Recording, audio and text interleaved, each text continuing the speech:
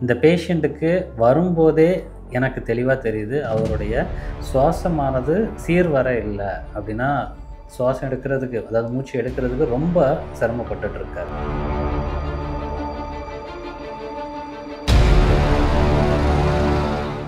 மூளையில் நல்ல ஒரு பெரிய இரத்த கசிவு ஏற்பட்டு மூளையுடைய மண்டை ஓடு ஃபுல்லாக வந்து முன்பக்கத்துடைய மண்டை ஓடு நொறுங்கி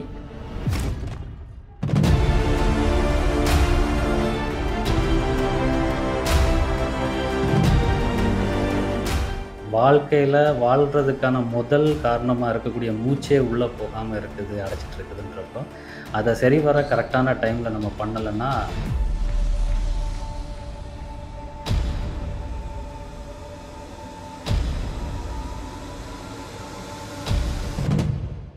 வணக்கம், நான் டாக்டர் அஜய் தர்ஷன்.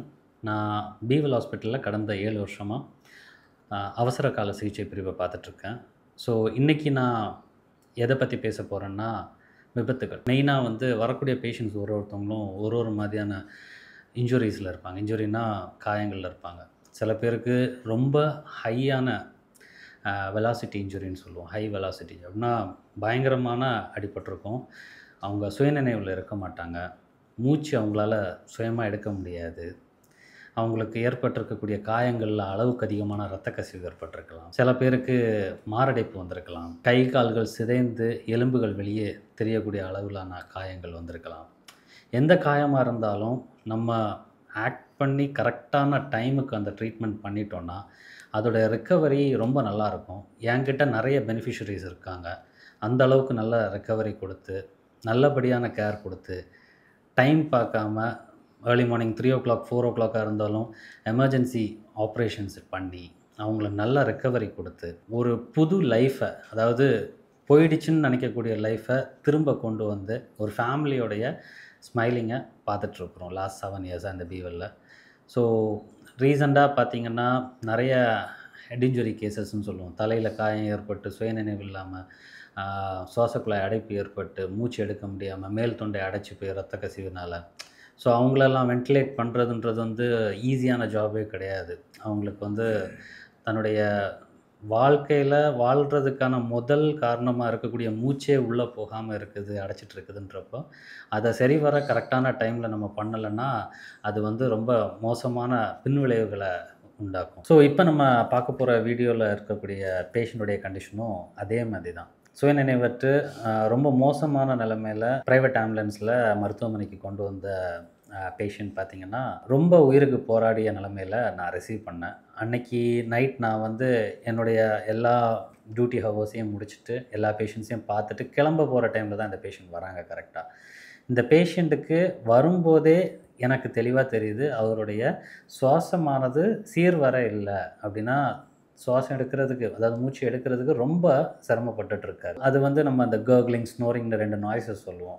அதாவது கான்ஷியஸாக இல்லாத இருக்கக்கூடிய பேஷண்ட்ஸ்க்கு தன்னுடைய மூச்சு எடுக்க முடியாததுக்கான அறிகுறி தான் அந்த 2 நாய்ஸஸும். அதை வச்சு ஏர்லியராக ஐடென்டிஃபை பண்ணிவிட்டு அவரை வென்டிலேட் பண்ணலான்னு போகும்போது நல்லா அவருடைய மேல் தொண்டையானது நல்லா அடைச்சி போயிருந்துச்சு. இரத்த கசிவெல்லாம் ஏற்பட்டு முழுமையாக அடைச்சி அந்த ஒரு பேஷண்ட் ஆல்ரெடி அவருக்கு தலையில் ஏற்பட்ட காயத்துடைய இம்பேக்டில் கான்ஷியஸ் லெவல் வந்து பெரிய அளவுக்கு இல்லாமல் இருந்த நிலமையில் அவரை உயிர் காக்கக்கூடிய தருவானத்தில் அவருக்கு இம்மீடியட்டாக வந்து வென்டிலேட் பண்ணி இம்மீடியட்டாக அடுத்த 2-3 ஹவர்ஸ்க்குள்ளே சர்ஜரி ஸ்டார்ட் பண்ணி இதுக்கு முன்னாடியே ஸ்கேன்லாம் பார்த்துட்டு நியூரோ சர்ஜன் ஸ்டார்ட் பண்ணி அந்த பேஷண்ட்டை ஸ்டெபிலைஸ் பண்ணி ஓடிலேருந்து வெளியில் எடுக்கும்போது ஒரு early morning time. So next day morning வென்டிலேட்டர்லேருந்து வெளியில் எடுக்கும்போது தான் பேஷண்ட்டுடைய ரியல் அவுட்கம் எங்களுக்கு அவ்வளோ தூரம் ஒரு சாட்டிஸ்ஃபைடாக இருந்துச்சு. அவருக்கு பண்ண சிகிச்சை பார்த்திங்கன்னா மூளையில் நல்ல ஒரு பெரிய இரத்த கசிவு ஏற்பட்டு மூளையுடைய மண்டை ஓடு ஃபுல்லாக வந்து முன்பக்கத்துடைய மண்டை ஓடு நொறுங்கி உள்ள மூளையை அழுத்திட்டு இருந்துச்சு. அதை வந்து ஏர்லி மார்னிங் கிளியர் பண்ணி அவருக்கு ரெக்கவரி கொடுத்தது தான் வந்து பீவல் ஹாஸ்பிட்டல்ஸ். ஸோ நம்ம இப்போ பார்த்த பேஷண்ட் மட்டும் இல்லாமல் மேற்படி இதே மாதிரி நிறைய பேஷண்ட்டுக்கு இங்கே நாங்கள் அவசர சிகிச்சை மூலியமாக அவங்களுடைய உயிரை காப்பாற்றியிருக்கோம். பீவல் ஹாஸ்பிட்டல்ன்றது ஒரு மல்டி ஸ்பெஷாலிட்டி ஹாஸ்பிட்டல். இங்கே பல்வேறு மருத்துவர்களை கொண்டு எங்களுக்கு மொத்தம் 12 கிளைகள் இருக்குது. நாகர்கோவில் மட்டும் இல்லாமல் தமிழ்நாட்டுக்குள்ளே இருக்கக்கூடிய மற்ற கிளைகளில் இருக்கக்கூடிய மேஜர் சீனியரான டாக்டர்ஸ் மூலியமாக இங்கே நாங்கள் ஹை கேர் கொடுத்துட்ருக்கோம் பேஷண்ட்ஸ்க்கு. இதனால் பெனிஃபிஷரிஸ்களுடைய ரேஷியோஸ் ரொம்ப அதிகம். அதுலேயும் ரொம்ப கிரிட்டிக்கலி இல்ல வந்த நிறைய பேஷண்ட்ஸ் நாங்கள் ரெக்கவர் பண்ணி கொடுத்ததில் வந்து எங்களுடைய சக்ஸஸ் ரேட்டும் ரொம்ப அதிகம்.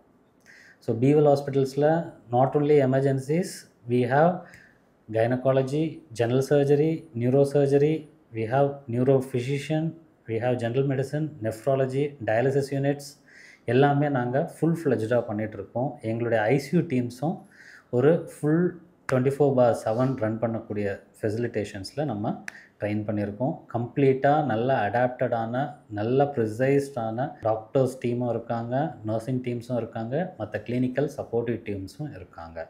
தேங்க்யூ.